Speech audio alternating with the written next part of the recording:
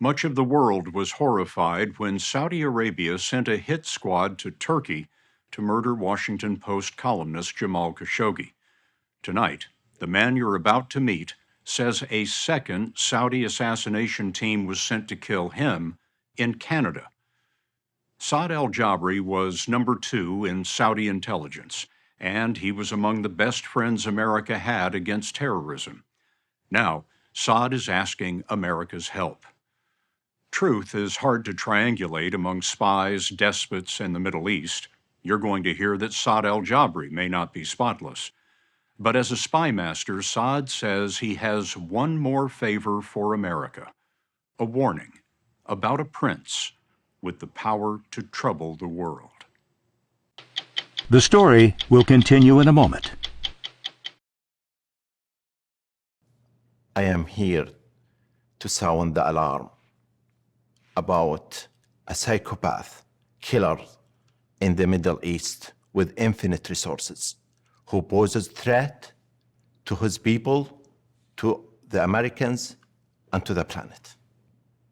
Saad Aljabri is talking about Mohammed bin Salman, who seized power behind the back of the man greeting President Obama.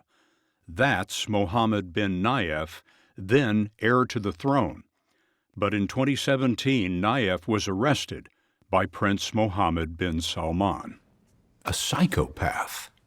A psychopath with no empathy, doesn't feel emotion, never learned from his experience, and we have witnessed atrocities and crimes committed by this killer. A source from U.S. intelligence told us Saad Aljabri would never show up for this interview. He'd lived too long in a silent profession. The fact that he did show up is a measure of his desperation. Saad is 62, married, 8 children. He started as a cop but rose to the top of Saudi intelligence and earned a Ph.D. in the science of artificial intelligence. He could be seen in the Oval Office with American ambassadors, the U.S. military command, and with Michael Morrell, former acting director of the CIA. I'm a big admirer. I found Dr. Saad to be extraordinarily bright. I found him to be incredibly loyal to his country. Would you say honorable? Honorable, yes, absolutely. But in 2017, Saad found himself on the wrong side of Prince Mohammed's coup. The deposed Prince Nayef was Saad's boss. Saad fled to Canada, where he remains and refuses to return. Now, Prince Mohammed is making Saad's family pay. The very day of the coup, 2 of his children were barred from leaving the kingdom. This is his daughter, Sarah. Happy birthday to you. And his son, Omar. Both plan to be in American colleges. They are now in Saudi prisons. Next, the family says Prince Mohammed targeted Saad's son-in-law. They claim the son-in-law was kidnapped in a third country and returned to the kingdom. The first night he was kidnapped, he received more than 100 lashes. He was tortured. He was beaten on his back, on his legs. Khalid Aljabri is Saad's eldest son. What was he told he was being detained for? He was being told that he was detained and tortured as a proxy for his father-in-law, meaning my dad. They even asked him a question. Who do you think we should arrest and torture so Dr. Saad can come back to the kingdom? Their story recalls Washington Post columnist Jamal Khashoggi, a critic of Prince Mohammed. In 2018, a year after his coup, U.S. intelligence says Prince Mohammed sent a team to Turkey to lure Khashoggi to a Saudi consulate and dismember him. Saad told us that days later, before Khashoggi's murder was known to the public, he received a warning. A friend in a Middle Eastern intelligence service said another hit team was headed for Saad in Canada. And the warning I received, don't be in a proximity of any Saudi mission in Canada. Don't go to the consulate. Don't go to the embassy. Said why? Said they dismembered the guy. They kill him you are in the top of the list. Saad says a 6-person team landed at the Ottawa airport in mid-October 2018. He says members of the team lied to customs about knowing one another, and they carried suspicious equipment for DNA analysis. The team was deported. Canada seems to confirm at least part of this story, saying, "We are aware of incidents in which foreign actors have attempted to threaten those living in Canada. It is completely unacceptable." Is that the way intelligence organizations work in this world? It's not a norm in this world. It's a norm for countries like Russia and North Korea. It's not a norm for almost any other country in the world. Do you think Mohammed bin Salman fears you? He fears my information. Saad told us his information includes a 2014 meeting between Prince Mohammed on the left and the then head of intelligence, Mohammed bin Nayef. It was 3 years before the coup. Saad claims the young prince boasted to Nayef that he could kill the sitting king, Abdullah, to clear the throne for his own father. And he told him, I want to assassinate King Abdullah. I got a poison ring from Russia. It's enough for me just to shake hands with him, and he will be done. A poison ring from Russia? And that's what he said, whether he's just bragging but he said that, and we took it seriously. By we, Saad means Saudi intelligence took it seriously. The alleged threat, he says, was handled within the royal family. Saad told us he watched the meeting on a video recording. Does this video recording still exist? Yes. I know where it is now. I know there are 2 copies of that. I know where they are. Prince Mohammed is 36 and wields unlimited power on behalf of his ailing 85-year-old father, King Salman.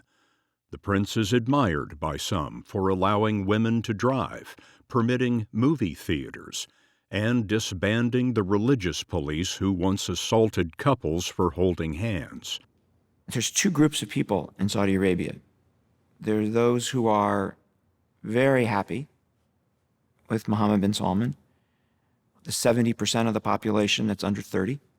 He is not popular with the old guard, with the royal family, because he changed the system. But much of that change has been reckless. His war in Yemen has killed thousands of civilians in what the UN says may be war crimes. He invited Lebanon's leader to visit Saudi Arabia, took him hostage, and forced him to resign. He detained hundreds of potential rivals until they signed over their wealth, jailed women calling for human rights, and murdered Jamal Khashoggi. I expect to be killed one day because this guy will not rest off until he sees me dead. But what does America owe Saad Aljabri? We asked former CIA acting director and CBS News consultant Michael Morrell, who worked closely with Saad from 2010 to 2013. Is it too much to say that Saad may have saved American lives? He absolutely, Dr. Saad absolutely saved American lives. He saved Saudi lives, many of them, and he saved American lives. Can you name any of those cases? The one I can talk about is the so-called printer cartridge plot. In 2010, Al-Qaeda hid bombs in 2 desktop printers. They were in the air as cargo headed to the U.S. on 2 planes, perhaps intended to explode over American cities. But thanks to intelligence relayed by Saad Aljabri, the bombs were intercepted during layovers. Are there any other examples of times that Saad had saved American lives? There are. What are they? I can't talk about them because they're still classified. Are there several? There are many. Many. While working in that classified world, Saad Aljabri became enormously wealthy. Prince Mohammed typically accuses potential rivals of corruption, and Saudi entities are suing Saad in the U.S. and Canada claiming he stole as much as $500 million from the counterterrorism budget. Did you steal the money? No. If you didn't steal the money, how did you get so rich? You know, I have served a royal monarchy in a close approximately for 2 decades. 3 kings, 4 crown princes. They've been nice to me. They've been very generous. It's a tradition in Saudi Arabia royal family. They take care of people around them. I don't know if Dr. Saad was corrupt in any way. I wouldn't be surprised if he wasn't, because he's such an honorable man. But I also wouldn't be surprised if he was, because everybody, to some extent, had their hand in the kitty. And King Abdullah allowed it, permitted it. But in the Saudi lawsuit against Saad, the Canadian judge has said there is, quote, overwhelming evidence of fraud. And so she has frozen his assets as the case moves forward. The Saudi government declined an interview, but in a statement it said, Saad Aljabri is a discredited former government official with a long history of fabricating and creating distractions to hide the financial crimes he committed. He implies that stealing was acceptable at the time, but it wasn't acceptable nor legal then, and it isn't now. Saad says he's thinking only of his imprisoned children. I have to speak out. I am appealing to the American people and to the American administration to help me to release those children and to restore their life. Saad Aljabri told us he's recorded a death video that reveals more secrets of the royal family and some of the United States.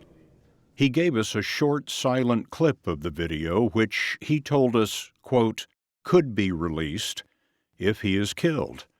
It includes a message to Omar and Sarah, his imprisoned children. I told them, I'm sorry. I tried my best. Does the United States, as a country, owe anything to Saad? Do I feel some obligation to Dr. Saad? Yes. Does the United States of America? The people at CIA do. The people at CIA do. You know, whether the country does or not, I don't know. It's a little bit of a hard question. It's been hard for presidents to stand up to Mohammed bin Salman. Neither the Trump nor Biden administrations publicly sanctioned him after Khashoggi. Saudi oil isn't as important as it once was, but countering Iran is, which has led to a certain tolerance of a menacing prince.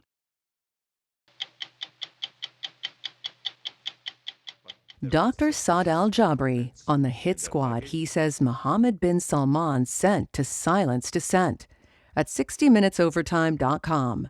Sponsored by Cologuard.